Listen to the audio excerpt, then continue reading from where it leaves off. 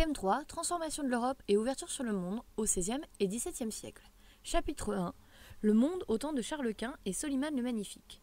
Vous n'avez pas à prendre en note tout ce que je dis, vous devez uniquement noter dans votre cahier ce qui est écrit sur les différentes diapositives. Dans ce chapitre, nous allons étudier deux monarques très importants.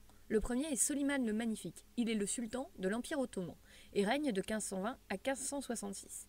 Il est un des plus grands sultans et un des plus grands monarques de l'époque.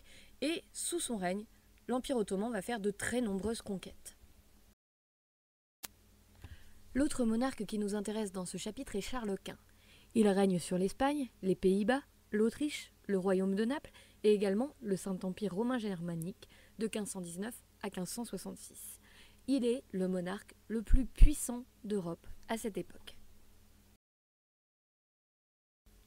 Voici une carte vous présentant les possessions de Charles Quint en rouge et de Soliman le Magnifique en vert. Soliman le Magnifique règne sur une partie de l'Afrique et une grande partie est de l'Europe, quand Charles Quint, lui, a des possessions à l'ouest de l'Europe. Mais l'empire de Charles Quint ne se limite pas qu'à l'Europe. Sous son règne, son royaume va faire de grandes conquêtes dans le Nouveau Monde, en Amérique centrale et en Amérique du Sud. Contrairement à Charles Quint, Soliman le Magnifique ne fera aucune conquête dans le Nouveau Monde et son royaume se limite à ses possessions africaines, moyen-orientales et européennes. Vous devez maintenant prendre en note ce qui est écrit dans les bulles afin que cela vous serve de trace écrite pour l'introduction du cours.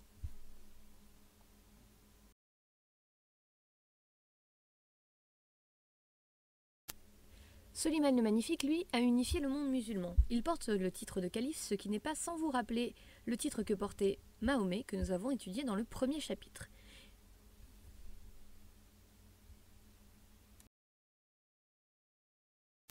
Ces deux empereurs qui ont pour vocation d'étendre leur empire entrent évidemment en concurrence entre eux, mais également avec d'autres puissances de l'époque.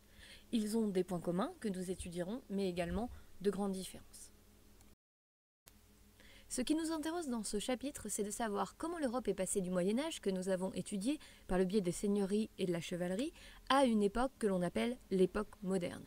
Quelles sont les modifications politiques, territoriales, culturelles et sociales qui font que l'on considère que l'on a changé d'époque. Dans un premier temps, nous allons étudier la concurrence entre Charles Quint et Soliman le Magnifique autour de la Méditerranée au XVIe siècle.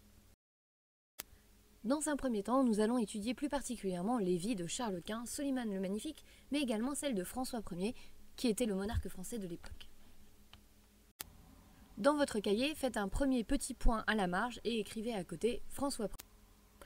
François Ier est le roi de France qui règne à l'époque de Charles Quint et de Soliman le Magnifique. Il est d'ailleurs le grand rival de Charles Quint pour la maîtrise de l'Europe. Évidemment, vous n'avez pas à écrire ce qui est sur cette diapositive. Je vous indique juste qu'en classe, nous irons travailler en salle informatique sur Charles Quint, Soliman le Magnifique et François Ier.